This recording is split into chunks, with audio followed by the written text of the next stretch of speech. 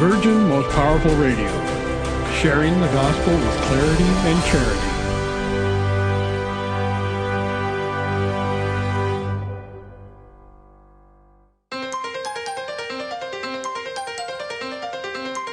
And now, Virgin Most Powerful Radio is pleased to present Hands-On Apologetics with renowned Catholic author and apologist, Gary Michuta.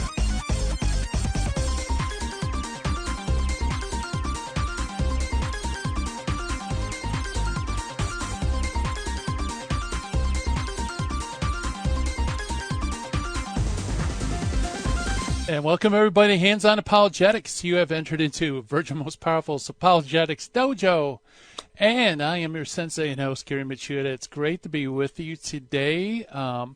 As always, we got a packed program for you. And I think a very fascinating one. In the area of apologetics, we can learn arguments, we can learn logic, we can learn all sorts of things, history. But often it's good just to understand where another group or perspective is coming from. And on the show, we've gone through lots of people, especially converts, who have come into the church from, we talked about Mormonism, we talked about Jehovah's Witnesses, Seventh-day Adventists, Church of Christ, and kind of looked at things from their perspective. And, of course, that helps a lot when you're dialoguing and explaining and sharing the faith. One group we really haven't looked at, and it's a very important group and a fascinating group at that, is Jews, Judaism. What is Judaism? How did Judaism come about? Is Judaism today the same Judaism as back in the New Testament and the Old Testament? Has there been changes? How do they fit in God's overall plan? Well, I'm pleased to announce a good friend of mine and a person that I think is brilliant writer, speaker. Roy Schoeman is coming on the show, and we're going to talk about Jews. Before, during, after the destruction of the temple, what happened? Who are they? What's the theology? How should we relate to them? So it's going to be a lot of fun, and I can't wait to have Roy on the show on the other side of the break. And, as always, we have our critical thinking skills. And today's Finding the Fallacy, by the way, is the questionable cause fallacy. And also we meet an early church father who is St. Pacian of Barcelona. So not exactly a household name, but nevertheless fascinating and important in terms of writings and just knowing the early church. So great stuff in store for us today, and it's time for us to give our shout-outs. Those watching on social media, live stream on Facebook and YouTube. Hello, everybody. Great to see some familiar names. Actually, a couple of new names in the forum today. Good to see you. And also, I want to welcome all of you listening on Catholic radio at the fine Catholic radio stations throughout the country, and actually, even in Europe. We have listeners in Europe as well. Welcome aboard, and you are part of the program. So if you have any questions for Roy Schoeman on the other side of the break, give us a call, toll free, 888-526-2151. That is 888-526-2151. And as always, we'd love to hear from you. Or you can always send your emails. If you're like me, I personally don't like calling into talk shows, asking questions. I'd much rather shoot an email. So our email address is questions@handsonapologetics.com.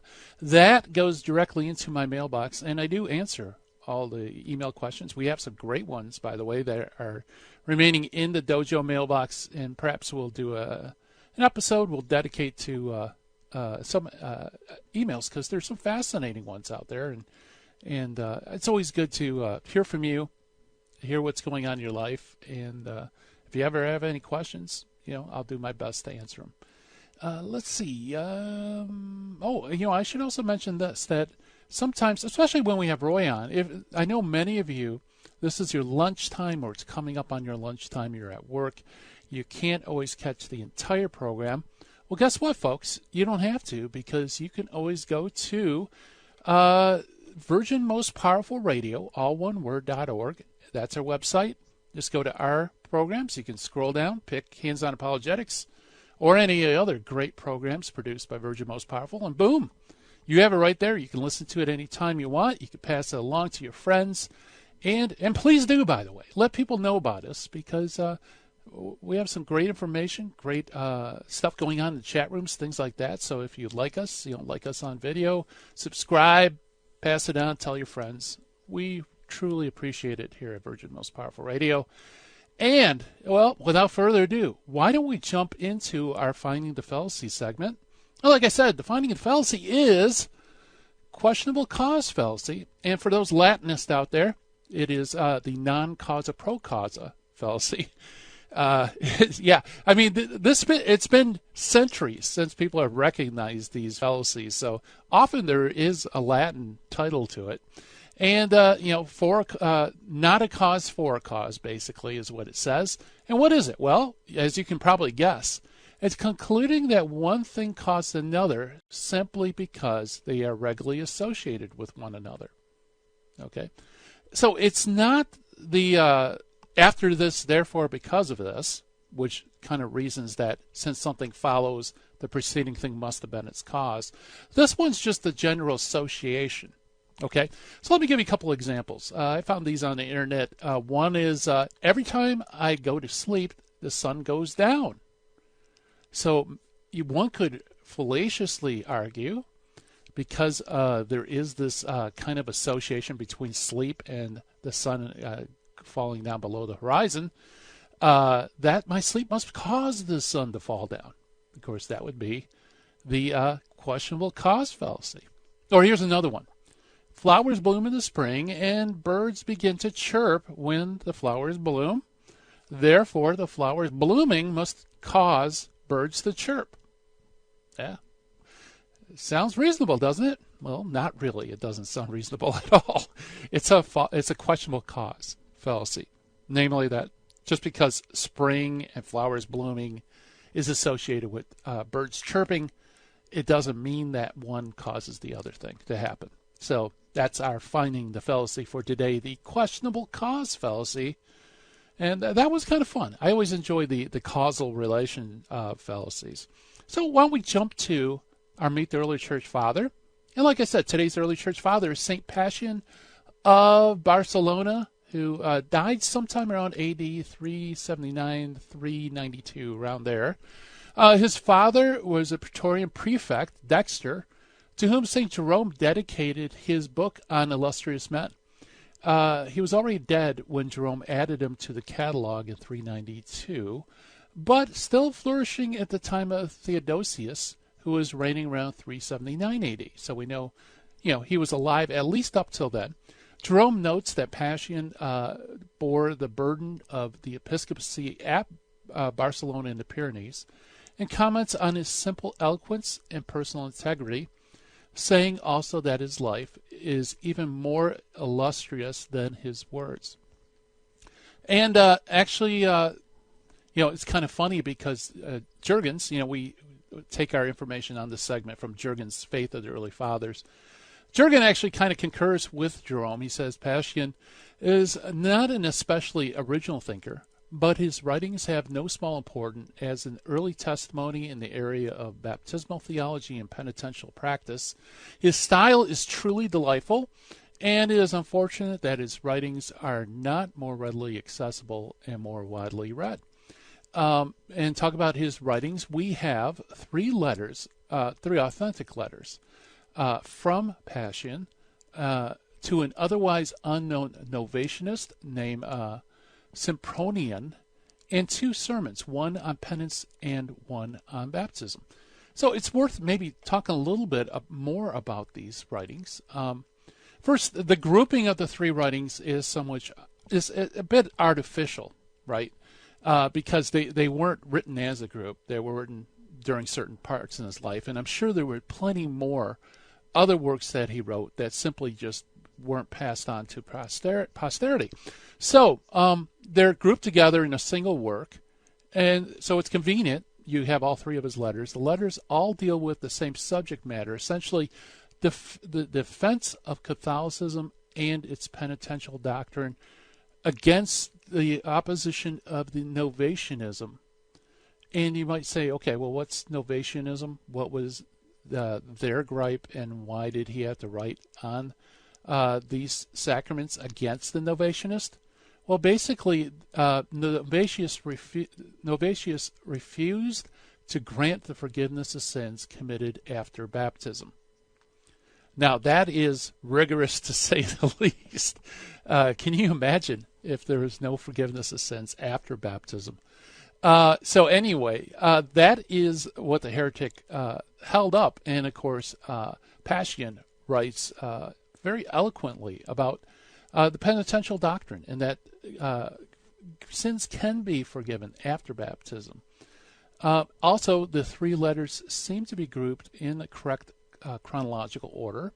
The first must date in view of its mention of Apollinarianism, another heresy. This is a Christological heresy. Around 375. So since he mentions Apollinarianism, we can guess that, okay, this letter was written roughly around that time.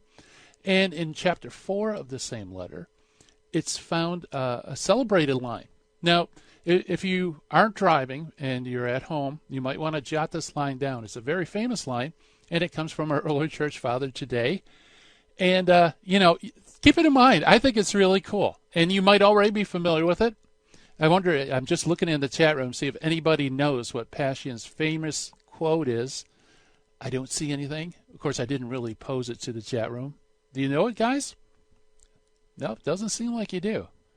Okay, what does St. Pacian said? He says, Christian is my name, Catholic is my surname. Love it. So next time, remember that. Anyone ask, what religion do you belong to? Say, Christian is my name, Catholic is my surname. And you would be quoting today's Meet the Early Church Father, St. Pacian of Barcelona. And on the other side of the break, we're going to talk with Roy Schoeman about Judaism. Should be a lot of fun, folks. Stay tuned.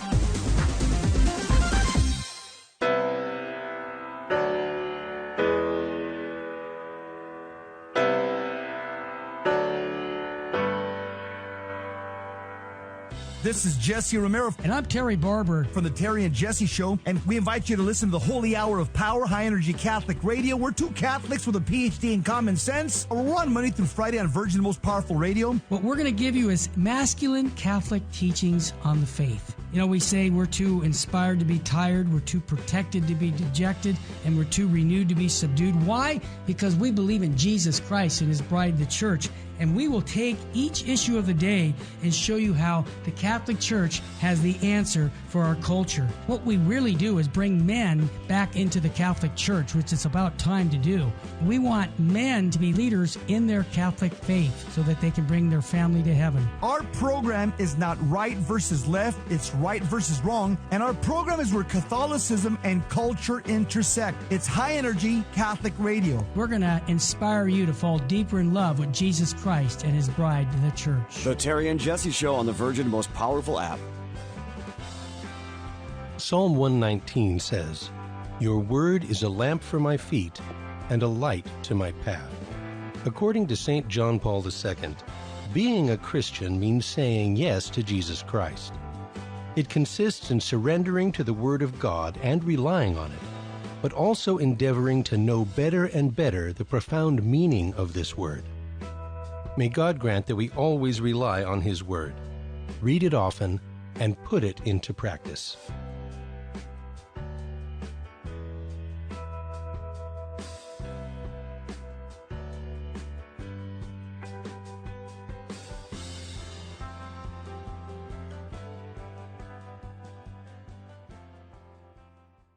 Buying or selling your home or your business property? This is Terry Barber. Real Estate for Life underwrites the Terry and Jesse Show. And they can connect you to one of 900 pro-life real estate agents around the world. And when they receive their referral fee, they will give 80% of it to a pro-life organization. Wow! That's 80%! realestateforlife.org, 877-LIFE-US1. Now, back to Hands-On Apologetics with Gary Machuda. If you'd like to join the conversation, call 888-526-2151. Here's Gary. And welcome back, everybody. Hands on Apologetics. And as I mentioned before the break, in Hands on Apologetics, we try to look at things from different perspectives to understand, our relationship to different groups. We've had a lot of different groups on Hands on Apologetics. We looked at Mormonism, Jehovah's Witnesses. We looked at Church of Christ, Seventh-day Adventism, all sorts of different groups. There's one group, however, that we really didn't look at, and it's an incredibly important group because it is our older brothers in the faith. It is the Jews, from which Christianity comes. And so, Judaism is a fascinating subject, and oftentimes Catholics don't really know much about Judaism in general. Their information usually comes from the New Testament. And the Jews were very different in pre-70 AD Judea than they were afterwards. There was some titanic changes. And so, Mr. Producer, is our guest ready? I'm here. Can you hear Awesome. me? Oh, very good, Roy. Oh, I wasn't sure if you were on. I was kind of just giving a long intro. Well, let me give you a short intro. Roy Schoeman is our guest. He grew up in a conservative Jewish home. He was studied under most prominent rabbis in contemporary American Judaism. Secular education, by the way. He got a Bachelor of Science from MIT, and he graduated magna cum laude from Harvard Business School with an MBA. And he's written some fantastic books. And if you don't have them, folks, pick them up. I highly recommend them. Salvation is from the Jews and Honey from the Rock. 16 Jews Find Sweetness of Christ. His website is salvationisfromthejews.com. And also, Roy, you're on Radio Maria, right? That's right. Saturdays, 3 to 4 p.m. Eastern Time. The show is called, a very politically correct title, Jesus, the Promised Messiah of Judaism. Yes, and it's a great title, too. And I really enjoy the show. I learn a lot. And so thank you so much for coming on Hands on Apologetics. Sure. Yeah. I love the topic. Yes. I mean, this is something I think a lot of Catholics, we know Jewish people. We, may know some things about Judaism. But I think for most of us, our imagination is Jewish beliefs are pretty much identical to the New Testament. So maybe we should start chronologically and kind of show how this develops. First of all, Jewish beliefs are the same as Jewish beliefs were at the time of the New Testament. Jewish practice isn't, because they don't have a temple for animal sacrifice. And so sacramental Judaism, so to speak, is not at all the same. The practice of Judaism is not at all the same, but the beliefs are the same. This is really important from a Catholic standpoint, actually, to recognize that the Judaism that Jews practice today is not the religion, the divinely revealed religion that God gave the Jews when he gave them the Old Testament and the laws of the Old Testament for them to practice. And of course, that separation, that divergence came because the temple was destroyed in 70 AD when the Jews had a unsuccessful, or you could say too successful, revolt against the Romans, who of course ruled Judea. And when they lost that revolt, Jerusalem was totally destroyed, and the temple was destroyed. And the Jews, for a short period of time thereafter, had some, sliver of hope of rebuilding the temple. But when they had a second revolt, which failed about 65 years later, about 132 AD, they gave up all hope of returning to Jerusalem and rebuilding the temple. And so then when the rabbis, I'm compressing, I'm telescoping the history, so if there's anyone who actually knows all of the ins and outs of the history, they'll notice I'm telescoping. But in between the first destruction of the temple and the second destruction of the temple, the Jews were no longer centered in Jerusalem after the destruction of the temple in 70 AD. They had a second home in a town that's usually called Jamnia. And there, the leading rabbis got together, and they basically said, what are we going to do with Judaism in the absence of a temple? Because in the absence of a temple, no animal sacrifice, no sacrificial priesthood, no mechanism for the remission of sins, because Old Testament Judaism required animal sacrifice for sins to be remitted, and the only place where animal sacrifices could take place was the temple. So what are we going to do now? You essentially had no Judaism without the temple. So the rabbis got together, and they were all Pharisee rabbis, by the way. So what emerged is known as Rabbinic Judaism, and it is clearly an offspring of the Pharisees' stream of Judaism. And they basically determined that in the absence of animal sacrifice, they would have a system of almsgiving and prayer and fasting that would substitute for the animal sacrifice for the remission of sins. Obviously, they wouldn't have a temple anymore. They would have synagogues, which is what we have now. In other words, there hasn't been a Jewish temple since 70 AD.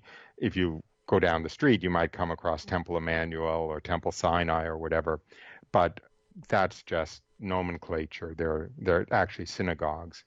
Mm-hmm. And anyway, so you have to make a sharp dividing line between Old Testament Judaism and Rabbinic Judaism, and that everything we have now is Rabbinic Judaism. I don't want to just talk like a runaway train, so maybe I should take a breath and let you interject something. Well, you know what? I don't know if it's runaway, but it's a fascinating train of thought. It must have been so catastrophic for the destruction of the temple, because the law of Moses is tied to temple sacrifice. And so Judaism, especially after the first revolt, which in 70 AD the temple was destroyed, and then that second revolt in the 130s, Judaism had to radically redefine itself, didn't it?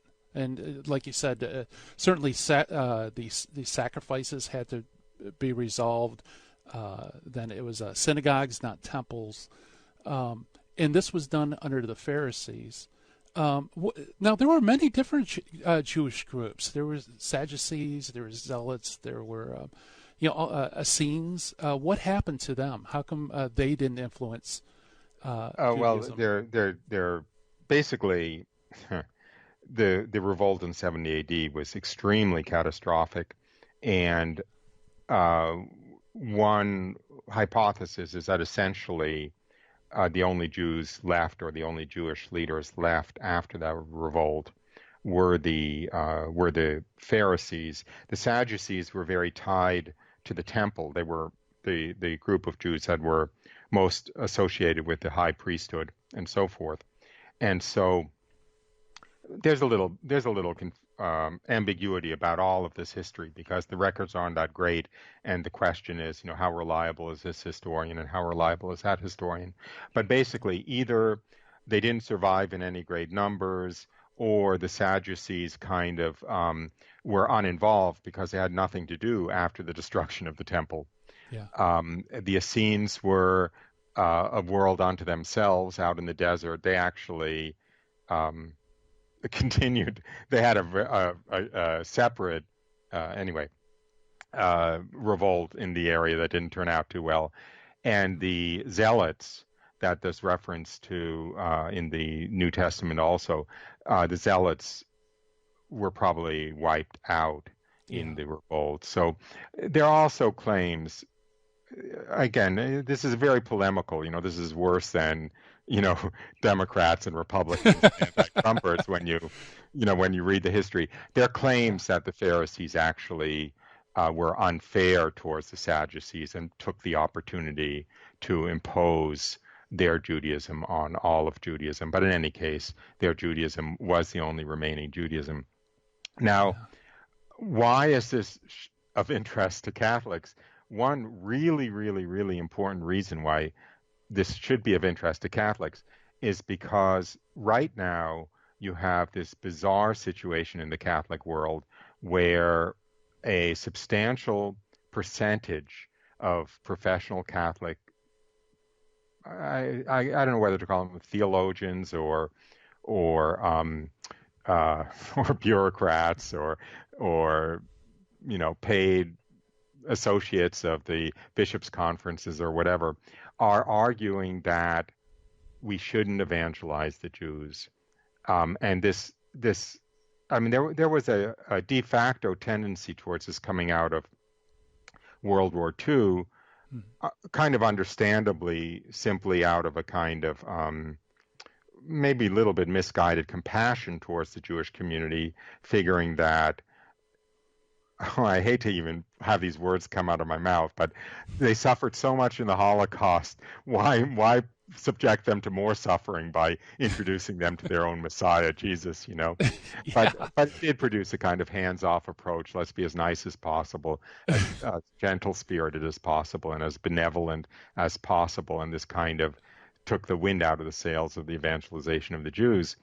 Yeah. But then it became even worse, because then, in an attempt to create a kind of a theological underpinning for this aversion to evangelizing the Jews, the official apparatchiks of the Jewish Catholic dialogue on the Catholic side came up with what's known as the dual covenant theory, which is essentially, now we realize we shouldn't evangelize the Jews because they don't need Jesus and Christianity, because they are still in their, quote, original saving covenant with God. And if they were in their original saving covenant with God, it results in this dual covenant theology in which the Jews have their way, which actually predates our Christian way. God is faithful to his promises, so he's still honoring the salvific system he established for the Jews. So they have no need for Christianity in Christ. And basically, God gave us Christianity for us Gentiles, but the Jews have no need for it. Now, not only is this absurd on the face of it, simply because of the words and acts of Jesus. I like to say, if Jesus didn't think the Jews had to be evangelized, he would have died of old age in bed, because he was crucified for evangelizing the Jews, not for evangelizing the Greeks or the Romans or the Samaritans or anything. But leaving that aside, even if God was still faithful to his salvific promises laid out in the Old Testament, those promises were dependent on animal sacrifices, which the Jews have not been able to participate in for 2,000 years. So one could say that even if God was willing to honor the system of salvation, sacrificial Judaism, if you will, laid out in the Old Testament, the Jews haven't been able to honor it for 2,000 years. Yeah, very good. We're talking with Roy Schoeman. More to come on the other side of the break. Stay tuned, everybody.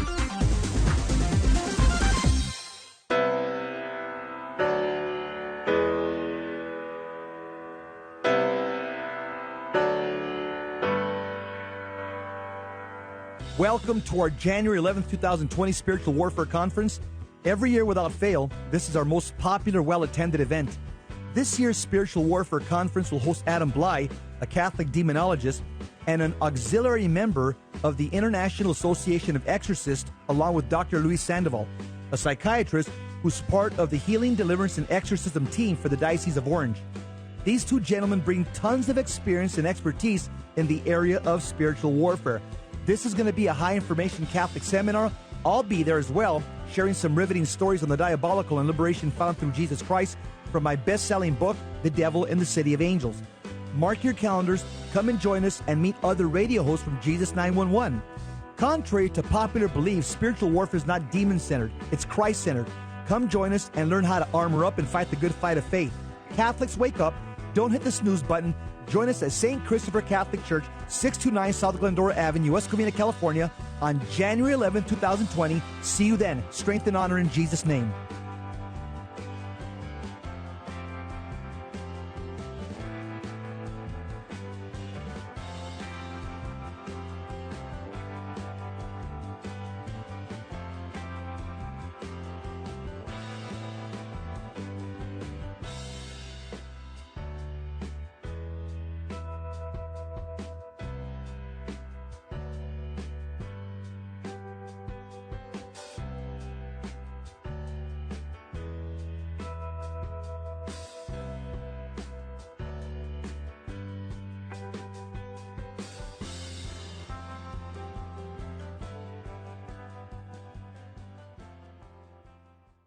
Buying or selling your home or your business property? This is Terry Barber. Real Estate for Life underwrites the Terry and Jesse Show.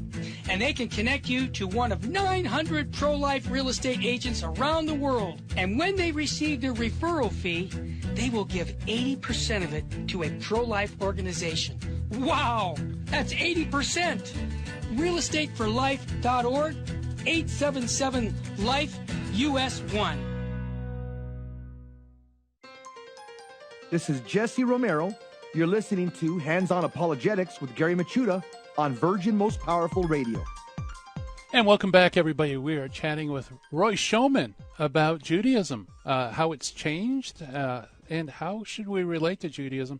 And Roy, right before the break, you were drilling down on a very important point that, this idea that, well, the Jews might have an ongoing covenant that's still in effect, and therefore there's kind of two covenants. There's the Christian covenant and a Jewish covenant, and God's still faithful to those promises. So we don't need to evangelize the Jews. But as you pointed out, rabbinic Judaism is very different from like covenantal Judaism in the New Testament and Old Testament. That's right, and it's not the yeah, I want to change the terminology a little bit because covenantal, and I'll get into that, is a little bit ambiguous. I would say that the sacramental Judaism of the Old Testament, which was dependent on animal sacrifice, that by definition went away because the animal sacrifice went away.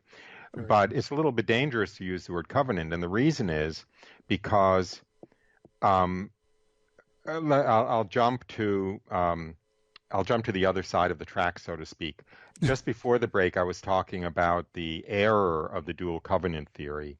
Well, there is an opposite error that also has some traction in the church, which is usually referred to as supersessionism. That is, that the election of the Jews has been eradicated because of their failure to follow Christ. So they're no longer the chosen people. All of the promises that were associated with the Jewish people before the coming of the Christ have been transferred to the church. That's why it's also sometimes called replacement theology. However, that theology or that viewpoint is completely contradicted by sacred scripture itself, including New Testament sacred scripture, that is, of course, divine revelation that came after the Jews did their heinous, in quote, or heinous deed of rejecting Christ and leading him to the cross. And we know that it appears in different places, but certainly in Romans 11, St. Paul says, and these are direct quotes, "I ask then, has God rejected his people? By no means. God has not rejected his people whom he foreknew. As regards the gospel, they are enemies of God for your sake, but as regards election, they are beloved for the sake of their forefathers, for the gifts and the call of God are irrevocable." That's written after the Jews rejected Christ. So it's clearly erroneous to say that the promise that God, that's why covenant is ambiguous, because covenant can be taken to mean promise. The promises that God gave to the Jewish people have not been eradicated. As St. Paul says, as regards election, they are beloved for the sake of their forefathers, for the gifts and the call of God are irrevocable. And of course, this line appears in prominence in Vatican II and Nostra Aetate. It was repeated numerous times by St. John Paul II and Pope Benedict and so forth. So what you have here is you have kind of two errors. You have a left-wing error, so to speak, of dual covenant theory, which is embraced by the more modernist Catholic theologians, and you have a right-wing error, so to speak, that's embraced by some very traditionalist Catholic theologians, which is supersessionism. Now, the way to get at the truth is to make a sharp, take a sharp axe and drive it through the middle of Judaism, so to speak, and separate out sacramental Judaism, which has been abrogated, has been replaced, and the election of the Jews, which has not been replaced. If you separate the election of the Jews from the sacramental system of the Old Testament, you see that they're in totally different situations today. The Old Testament sacrificial system wiped out. We also know that, by the way, from the letter to the Hebrews. The election of the Jews not wiped out. We know that by St. Paul's letter to the Romans. Right. Yeah, very good. We have a call. Amelia from Chicago, welcome to Hands On Apologetics. Hello to both. Fantastic show. I could hear Ray Schoeman forever and ever. But my question is, I have worked with Jews for about 20 years since I was a teenager in various congregations on the North Shore, suburbs of Chicago. Some more right-wing, some more left-wing, all Reformed. And a couple things that it's kind of makes you scratch your head is, for example, just a lot of them use the name Jesus Christ in vain, or they put up Christmas trees because they like how they look. And, like I would never put up a menorah because I liked how it looked.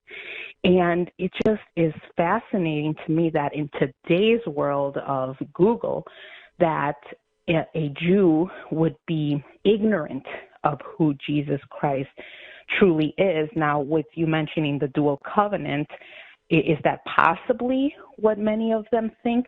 It's just so many of them, at least here in that area, they're very wealthy. They're very strong community. They help each other a lot. And I just sometimes think some of these rabbis are so educated and intelligent. There's no way that they don't know. And maybe it's that they have a lot to lose should one of them ever say, oh, well, I'm converting to Christianity. I mean, that would be insane. So just your commentary on that. I see them all the time. I need a direct object to the verb know. What is it that you're saying they don't know? That they don't know the story of Jesus? Or, I mean, that he appeared and had, a great following? Or they don't know that he was the Son of God and the Jewish Messiah? Which are you wondering why they don't know? The latter, correct. That he is the true Messiah. Mm-hmm. Okay. There's no way for them to know that. Well, first of all, I don't want to be Catholic bashing on the show, but they'd have more of a chance of knowing that if there was a little more evangelization of the Jews, because as long as the Catholics are embarrassed to tell the Jews who Jesus is and that their religion is all about Jesus, it's kind of hard. St. Paul also says, how will they know if they're not preached to? So that's part of the problem. But the other part of the problem, thank you for asking the question. I love the question. There are two other parts of the problem. One is, it is not self-evident that Jesus was the Messiah.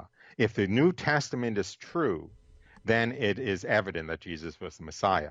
If the New Testament is a work of fiction put together by deluded or dishonest followers of this false Messiah, and if it is basically fiction from beginning to end, except around the core that there was this Jewish rabbi named Jesus who, was very compassionate and very wise, then there's no evidentiary value to the New Testament. So on what basis should they believe that Jesus was the Messiah? There still is a basis on which they should believe Jesus is the Messiah, but it can't be the New Testament. It has to be the history of the spread of Christianity, the story of the evangelists all, or the apostles virtually all being martyred in defense of the truth of their claims and so forth. But those things Jews are by and large ignorant of and don't let in. But it's unfair to the Jews to say, all they have to do is read the New Testament. How can they not believe it? Do you see what I mean? Fascinating. Absolutely. So the key is more to show it in different way besides the New Testament. Well, if you're going to evangelize Jews, you can't say, look at right here, St. Luke says this happened. Look, it was a virgin birth. How could he not be the Messiah if it was a virgin birth? Right? Yeah. Absolutely. So I think first of all, I mean, I love, and I think Gary knows this, but I've been talking about my next book being science-based apologetics. There are a lot of apologetics for the truth of Christianity, which are not dependent on the New Testament, including, Marian miracles, including Eucharistic miracles. And if you want to go on the history, a good rebuttal is, okay, if the New Testament is in fact fiction, then why did the people who came up with this fiction and made it up out of whole cloth choose to be killed horribly painful ways rather than admit that it wasn't true? So already the martyrdom of the disciples of Jesus, of the apostles, is in itself evidence that they weren't making up a story. But you can't just start with the New Testament. Yeah. Fantastic. That helps a lot. Yes, Sure. No, that helps a lot. I will continue to pray my rosary when I'm at work there. Thank you very much. Yes. And also, by the way, I know you didn't ask this, but I can't help, making the exhortation a little bit. The key to evangelizing Jews isn't convincing them who Jesus is, although that would be very nice. Praying and offering sacrifices for them and loving them is, of course, very, very important. But also let them know what you have in your Catholic faith, because if they know what you have, they will be jealous and they will want it. So and you don't have to beat them over the head, and it's not like me versus you, but if you just let them know how much your relationship with the Blessed Virgin Mary means to you, how much spiritual consolation and joy you get from receiving the Eucharist, how wonderful it is that you know what God wants from you and that you will be rewarded for all the good you do when you die and what awaits you in heaven and so forth. Even if they don't believe you, and they probably won't believe you in the sense that they'll think you're deluded, they nonetheless will be somewhat envious of the peace and the joy and the relationship with God that you seem to get from your Catholic faith. And as Walt Whitman, not a moral paragon by any means, said, it'll put an itch in their ear which won't go away. So, and by the way, many of you know of Saint Edith Stein, who was Orthodox Jewish woman, became an atheist. She became a Carmelite nun and later a saint.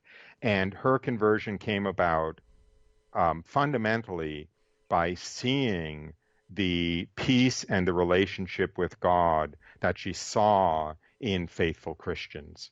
And she knew there's a truth there and that someday she will have to come into knowing that truth. So that's really the heart of evangelization. All right. Well, Gary, I'm not so letting you open your mouth. No, hey, that's all gold. And this is Hands-On Apologetics, so it's great advice. In fact, we have more to come on the other side of the break. We're chatting with Roy Schoeman about our relationship with the Jews. Stay tuned, everybody.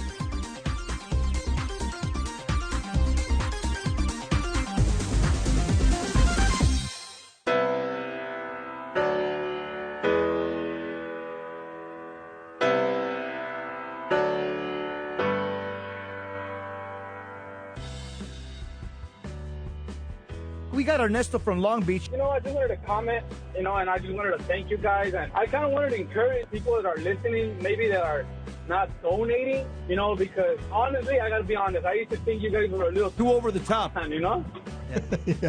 That's right. If God gave us a lot, and I have the blessing of listening to all this, and I just want to call all the people. I got 5 kids, and I don't make a lot of money, and I'm still donating to you guys. God bless you, brother. You're amazing. We have to do this. We have to do the extra. And it's not even the extra. People see it like it's extra. Kneeling for communion, saying your rosary, saying the Divine Mercy Chaplet. It is not extra. It's what the church tells us to do. Amen. You're a good man, brother.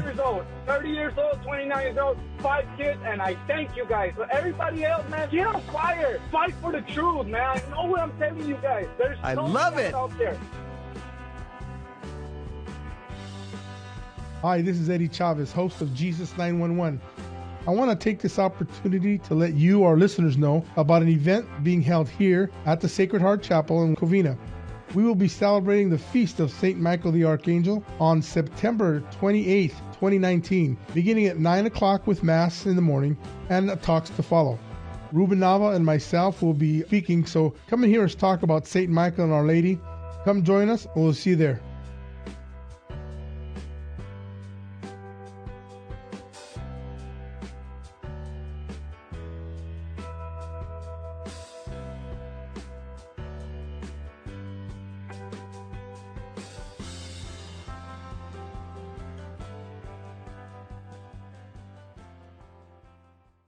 Buying or selling your home or your business property? This is Terry Barber. Real Estate for Life underwrites the Terry and Jesse Show. And they can connect you to one of 900 pro-life real estate agents around the world. And when they receive their referral fee, they will give 80% of it to a pro-life organization. Wow! That's 80%! realestateforlife.org, 877-LIFE-US1.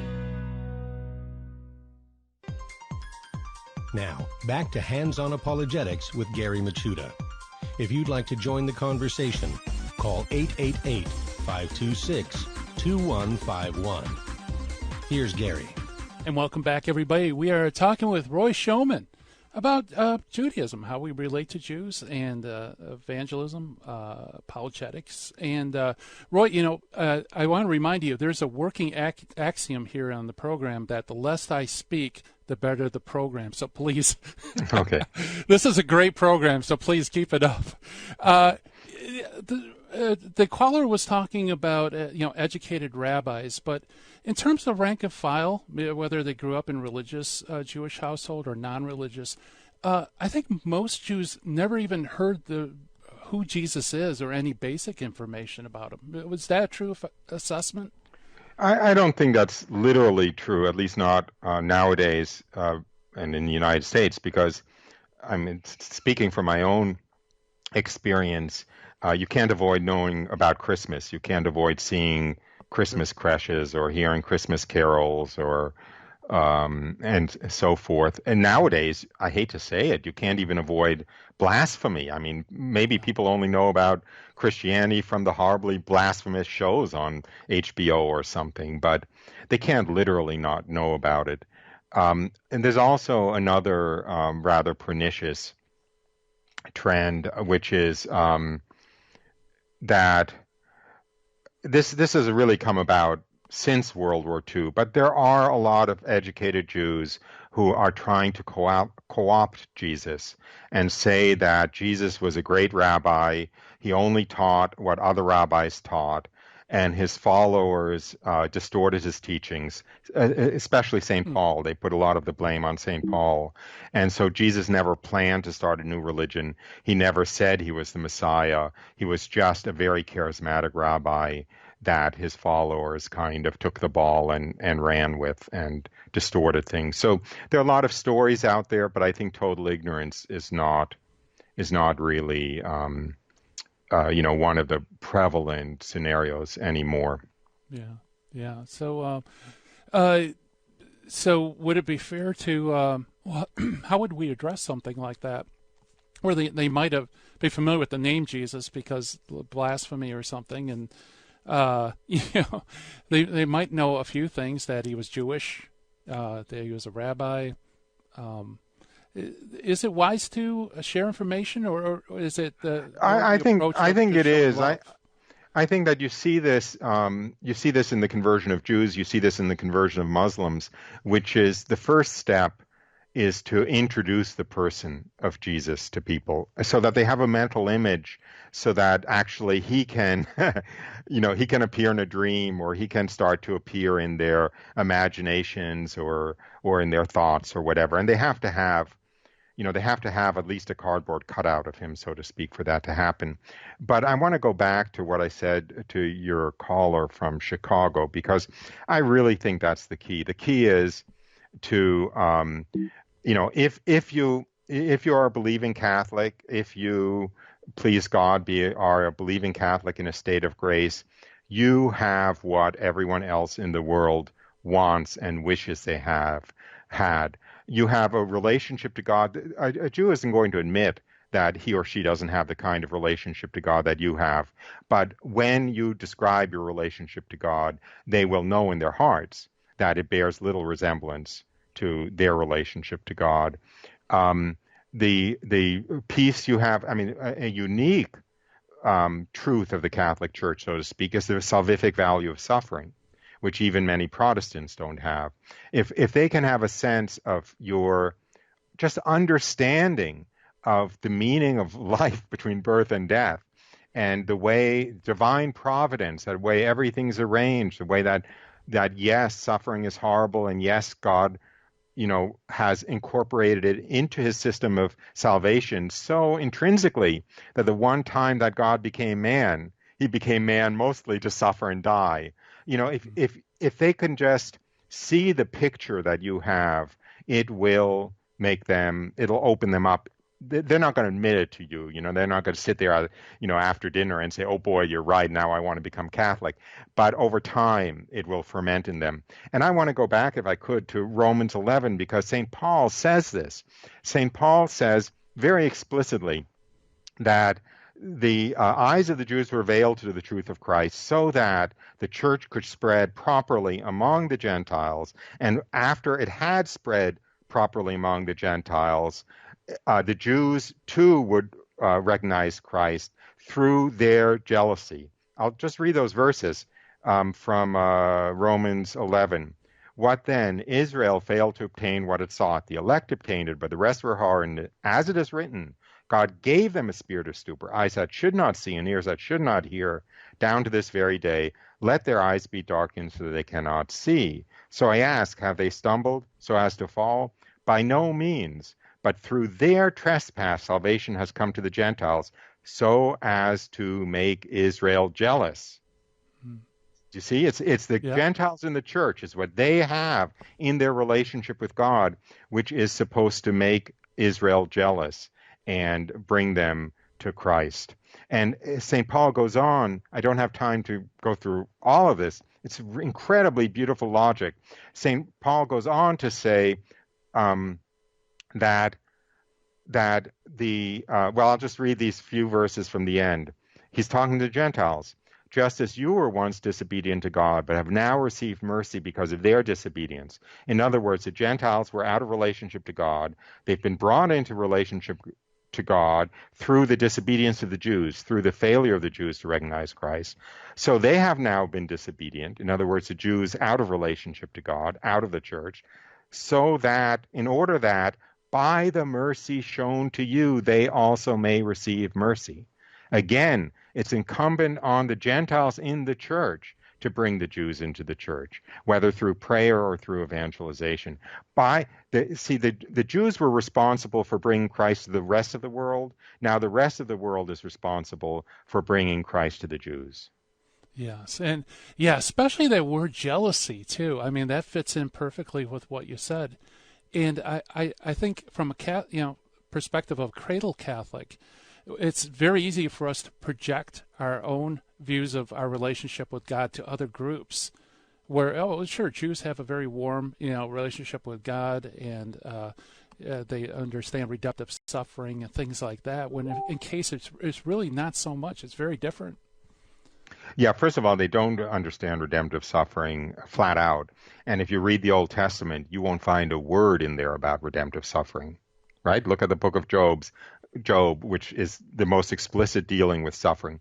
No, the Jews are perfectly innocent in not understanding redemptive suffering because redemptive suffering didn't exist in the old relationship between God and man that predated Jesus.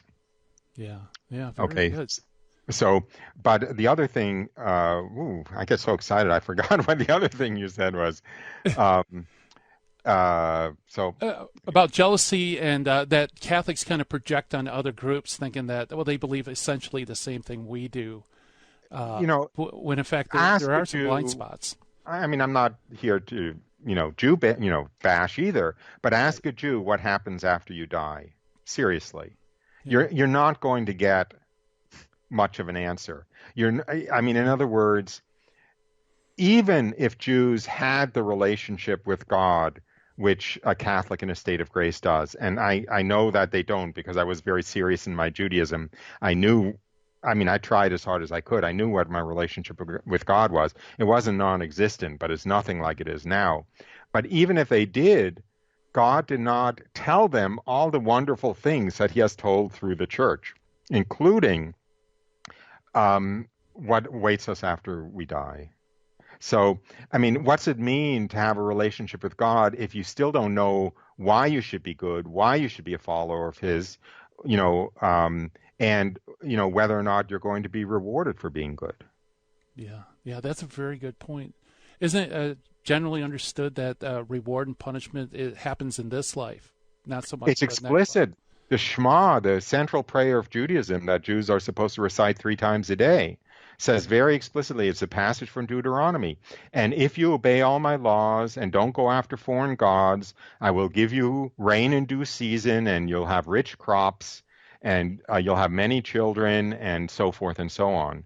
That the reward for pleasing God is in this life, not in the afterlife. Yeah, very good. Boy, I can't believe the hour is already passed. And I feel like we need another segment. We're just scratching the surface. Roy, where can people go to keep abreast of all the great stuff that you're doing?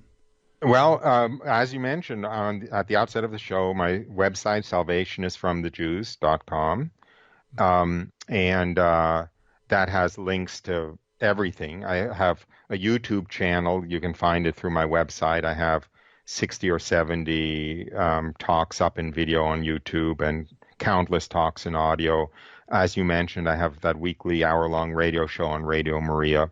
If you're not in their broadcast area, which most of the listeners probably aren't, you can listen to it live on radiomaria.us, or you can listen to podcasts on my podcast channel, which you can find by just going to any whatever you call it, podcast app and putting in my name, which is Roy Schoeman, Schoeman. And again, the main connection to all of these things is found on my website, salvationisfromthejews.com. Yeah, very good. Well, thank you so much for coming on the program. I appreciate it. Well, thanks for having me, and thanks for all your apologetics. And I agree with you. We haven't even scratched the surface, so let's do this again sometime. Yes, absolutely. Well, thank you so much. Roy Schoeman, everybody. And again, salvationsfromthejews.com. Like Roy said, he has lots of great information, podcast, YouTube videos. All of it's gold. Just really profound, yet simple to understand. And also his books, Salvations from the Jews. I highly recommend that one. And also Honey from the Rock, 16 Jews. Find the sweetness of Christ if you love conversion stories, or you know somebody that loves, conversion stories. That's an awesome book to have. So, so that concludes Hands-On Apologetics. Coming up tomorrow, we have Master Apologist Ken Hensley come on. He's going to continue his series that he's doing on kind of debunking non-belief atheism by looking at things through the eyes of atheism. So he's going to scratch on, we talked about conscience. Now he's going to talk about free will. Can a non-believer coherently believe that free will exists?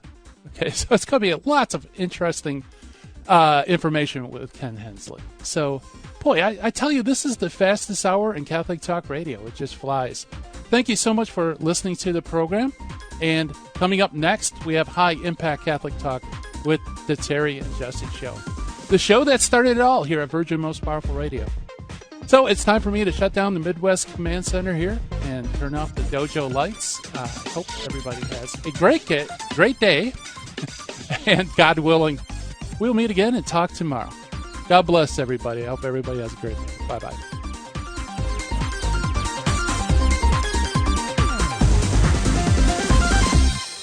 In the 1990s, I lived and worked in Hollywood. But when my wife Betty's mom took ill, we relocated to Orange County. And it was during this time in our lives that I converted to Catholicism. Once my eyes were opened to the truth, I couldn't learn enough about the faith.